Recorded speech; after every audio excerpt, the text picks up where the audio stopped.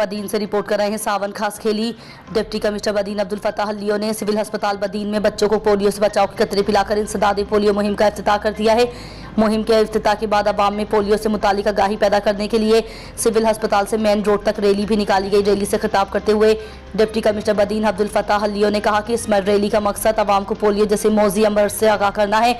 उन्होंने कहा कि इंसदाद पोलियो मुहिम 26 फरवरी से शुरू हो रही है। मीडिया और सिविल सोसाइटी मिलकर इस मुहिम की कामयाबी में अपना किरदार अदा करें और आवाम को आगाह करें कि वो पोलियो टीमों के साथ मुकम्मल ताउन करके अपने मासूम बच्चों को पोलियो से बचाव के कतरे ज़रूर पिलाएं। उन्होंने कहा कि पोलियो के खात्मे के लिए हम सबको मिलकर काम करना होगा ताकि पोलियो जैसे मौजी मर्ज का खात्मा करके अपनी नस्लों को मुस्तकिल माजूरी से बचाया जा सके।